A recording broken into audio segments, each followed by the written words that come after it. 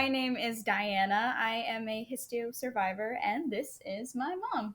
My name is Heather, and I'm the parent of a histio survivor. So, what were some of the first symptoms and signs that something wasn't really right? It was at first your eye was swollen. It was just a little bit swollen. Took you to the doctor. Thought you had cellulitis. Gave you antibiotic. Came home. Went through the antibiotic. Took you back to the doctor. Gave me another round of antibiotic. And it just wasn't getting better. And then I noticed when I touched it, you winced and it hurt. So I took you back, and your original pediatrician wasn't the one you got to see the first two times. And so we actually got to see your pediatrician this time. And I told him we had been through 2 rounds of antibiotic, and it just didn't seem to be getting better. It was just barely swollen. And that was probably a couple months before I got sent to Vanderbilt with you. And Vanderbilt, they moved pretty quickly. So I think once we got at Vanderbilt, they had you scheduled for some tests within a week. And then you got a biopsy, and that's when it came back that it was Langerhans cell histiocytosis. So in total, it might have been a 3-month process. Ooh, I didn't know it was like a whole 3 months. It took a while because your eye, and when I say Vanderbilt was quick, but the eye was just barely swollen. And in fact, I was letting it go after the 2 rounds of antibiotic, and we were at your Nana and Poppy's house. And your Poppy, who always picks out everybody's flaws and all that. He's like, why is her eye a little bit puffy? And it was barely puffy, but I was like, well, she's had cellulitis and I'll say, she's. If we're talking about Poppy pointing out my eye, I need to also say that Poppy also kept a jar of pennies. Anytime he found a penny on its head side, because it's for good luck.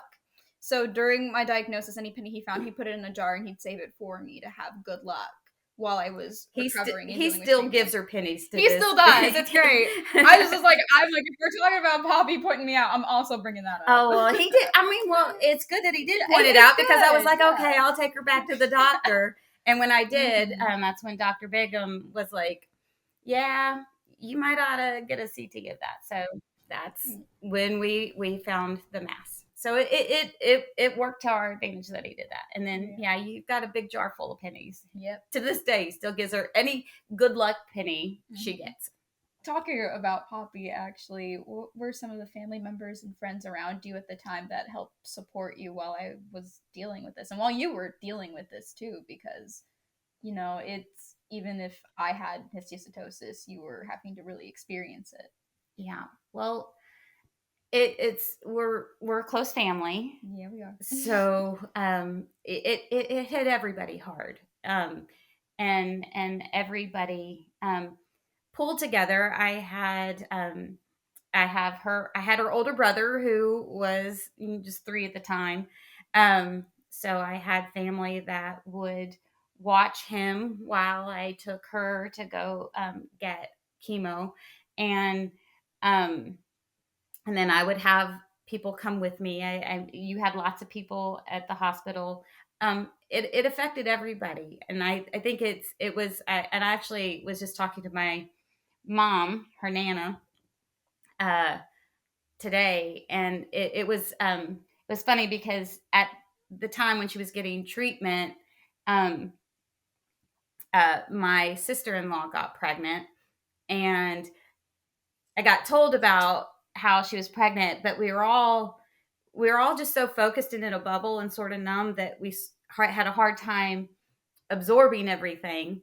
And it was probably December. It was December when she got her port removal, and we were really excited. But then it was in January when my nephew was born.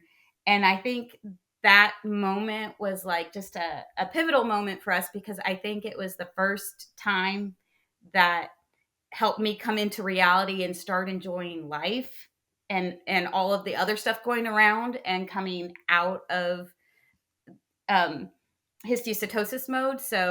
Um, so that sort of was like my little nephew's gift, just being born.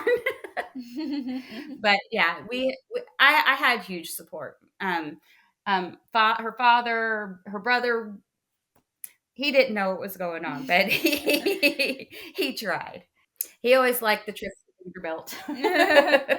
We tried to make it fun. Oh, I have to compliment Vanderbilt Children's Hospital genuinely because I would still go there for survivorship appointments when I was still little. Like a part of me wishes I was still under 18 so I could go there. It is the coolest children's hospital in the world. They have like a train set up. They have like this Koi fish koi and fish. They had this toad that had like firefly looking lights. Like it's a toad set. It was the oh, and coolest one of thing. her favorites, Right. they had a stage, and of course she worked her way up on the stage at one of the Christmas shows and actually sang a couple songs with the performer that was there performing for everybody else. Mhm. But yeah, so we Vanderbilt was really nice. So we always tried to make the visits fun, and we always ended with getting ice cream. Because they have a Ben and Jerry's. Yes. And what were some of the emotions you were dealing with, like when you first got the diagnosis that I had histiocytosis? Honestly, at first, I oddly was relieved because I didn't know what histiocytosis was. Um, uh, I was told that they thought it was rhabdomyosarcoma, and cancer is something I had heard, and I was terrified. So after they did a biopsy and they came back and they said it was Langerhans cell histiocytosis, and it wasn't rhabdomyosarcoma, I felt a little relieved. But then I went home to the internet and tried to search and find out as much as I could. And it was really hard at the time to get a lot of information. And so it was a bit scary. And can you talk a little bit about kind of just the journey of me going through the healing, getting treatment, and that process for you just as a parent? As a parent, it was a lot. She was 15 months old. You're 15 months old. We're supposed to be focusing on say your words, please, all of that. Right. And I really learned to be a little bit of a nurse and keep up with medicine and all of your appointments. I was a little bad at managing being mom and doctor and was a little bit hyper focused on the health aspect, but yeah, it was a very busy time, difficult time. Were there any barriers you encountered when trying to like find treatment for me? That's where I was really lucky. Yeah. One, Dr. Bigham, your pediatrician, phenomenal pediatrician, knew right away that he needed to send me somewhere else. Didn't try to treat. He sent me to Vanderbilt, where you had some of the top research happening for Langerhans histiocytosis.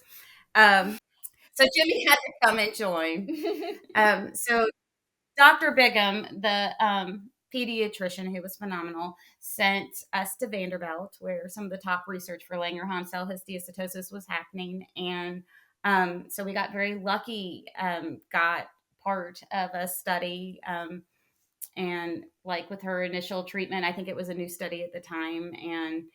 And we were very blessed with our doctors and getting treatment and very well taken care of. So that was a blessing because we're 40 minutes away. So that was worked out for us. I know specifically involving me. I go to my survivorship appointments now ever since I was told that I was histiocytosis free. How are the beginning stages of those survivorship appointments like for you and taking me there? Because I was really little at the time. All I remember was I walked into a doctor's office and that's it. I was excited that you were at the survivorship because I was celebrating that you were survivor. It was a little difficult at first, just because I think they were learning so much new stuff that every time I went, there was something I needed to look for and pay attention to, um, and it changed each year. And so each year I would come home worried about um, different things. If your sight was going to have issue, if all of a sudden cognitive issues would start becoming a problem.